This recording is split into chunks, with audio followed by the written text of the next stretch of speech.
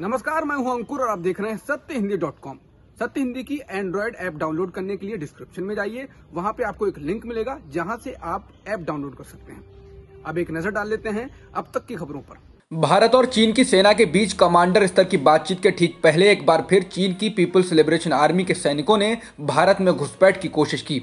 भारतीय सैनिकों ने इसे नाकाम कर दिया। इसमें 20 चीनी सैनिकों के घायल होने की खबर है। इंडिया टुडे के अनुसार चीनी सैनिकों ने उत्तरी सिक्किम के नाकुला में भारत से लगने वाली सीमा से घुसपैठ की कोशिश पिछले सप्ताह की। वहां तैनात भारतीय सैनिकों ने समय रहते ही इसे पकड़ लिया और चीनी सैनिकों को रोककर पीछे धकेल दिया। इस झड़प की वजह से सिक्किम में भारत चीन सीमा पर तनाव है, लेकिन स्थिति नियंत्रण में बताई जा रही है।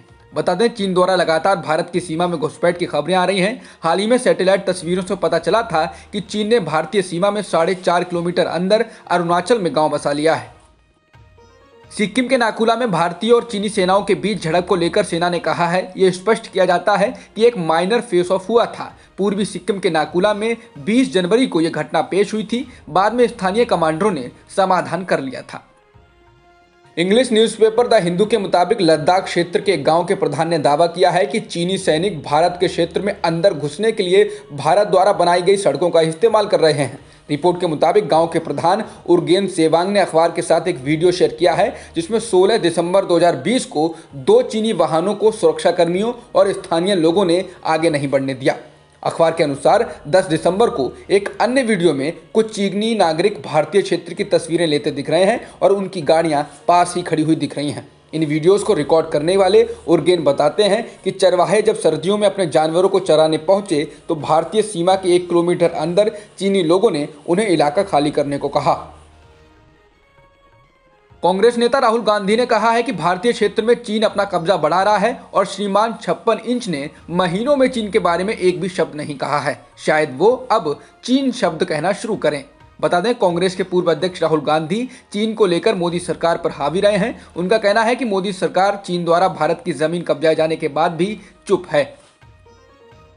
दिल्ली पुलिस ने शनिवार को गणतंत्र दिवस के मौके पर किसानों की प्रस्तावित रैली को अनुमति दे दी है। हालांकि कुछ किसान संगठनों ने रैली के लिए दिए गए रूट से नाखुशी जाहिर की है। किसान मजदूर संघर्ष समिति के सदस्य सुखविंदर सिंह सबरा ने नाराजगी जाहिर करते हुए कहा है कि हमें लगता है कि ट्रैक्टर रैली के लिए हमें जिस तरह की अनुमति मिली है वह सही नहीं है। हम पुराने रिंग रोड पर जाना चाहते थे, लेकिन हमें शर्तों के साथ जहां रैली की अनुमति दी गई है उस रूट का बड़ा हिस्सा हरियाणा में आता है। हम बस ये कह रहे हैं कि हम इन रास्तों पर नहीं जाना चाह रहे हैं, बल्कि हमें रिंग रोड पर जाना है। हम इस मुद्दे पर दिल्ली पुलिस से आज मुलाकात करेंगे।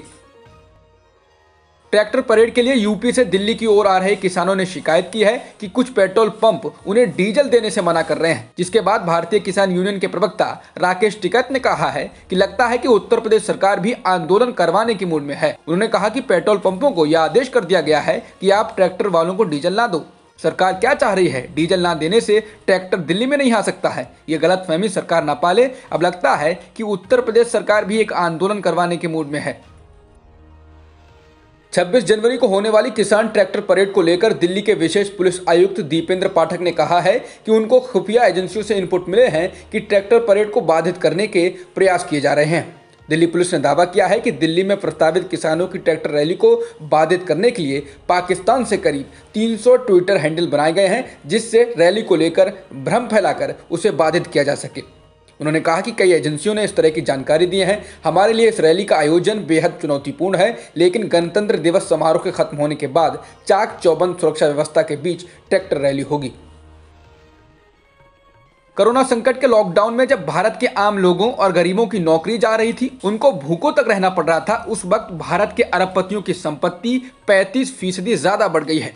जबकि वहीं उसी वक्त देश के 84% घरों को आर्थिक समस्याओं से गुजरना पड़ा। अकेले अप्रैल में हर घंटे 1,70,000 लोगों की नौकरी जा रही थी। रिपोर्ट में कहा गया है कि भारत में बढ़ती असमानता कड़वी है। महामारी के दौरान रिलायंस इंडस्ट्रीज के अध्यक्ष मुकेश अंबानी ने 1 घंटे में जितनी संपत्ति बनाई, उतना कमाने में भारत के एक अकुशल कामगार को 10,000 साल लग जाएंगे। वहीं 1 सेकंड में उन्होंने जितना कमाया, उतना कमाने में 3 साल लगेंगे। ऑक्सफैम ने कहा है कि महामारी और लॉकडाउन का अनौपचारिक मजदूरों पर सबसे बुरा असर हुआ। इस दौरान करीब 12 करोड़ 20 लाख लोगों ने रोजगार खोए, जिनमें से 9 करोड़ 20 लाख अनौपचारिक क्षेत्र के थे। वहीं दूसरी ओर भारत अरबपतियों की संपत्ति के मामले में अमेरिका, चीन, जर्मनी, रूस और फ्रांस के बाद छठे स्थान पर पहुंच गया है। भारत के 11 प्रमुख अरबपतियों की आय में महामारी के दौरान जितनी बढ़ोतरी हुई है, उससे मनरेगा और स्वास्थ्य मंत्रालय का मौजूदा बजट 1 दशक तक का प्राप्त हो सकता है। टीआरपी घोटाले को लेकर बार्क इंडिया के पूर्व सीईओ पार्थोदास गुप्ता ने मुंबई पुलिस को एक लिखित बयान दिया है, जिसके बाद अर्नब की मुश्किलें और बढ़ती नजर आ रही हैं। पार्थोदास गुप्ता ने दावा किया कि उनको रिपब्लिक टीवी के editor in chief Arnab Goswami ने छुट्टियां बिताने के लिए 12,000 अमेरिकी डॉलर दिए थे। इसके अलावा उनको 3 साल के दौरान कुल 40 लाख रुपए भी मिले, जिसके लिए उनको रिपब्लिक के पक्ष में रेटिंग में छेड़छाड़ करनी थी। टीआरपी में छेड़छाड़ करने की जानकारी उस सप्लीमेंट्री चार्जशीट से मिली है जो कि टीआरपी घोटाले मामले में पुलिस द्वारा दायर की गई है।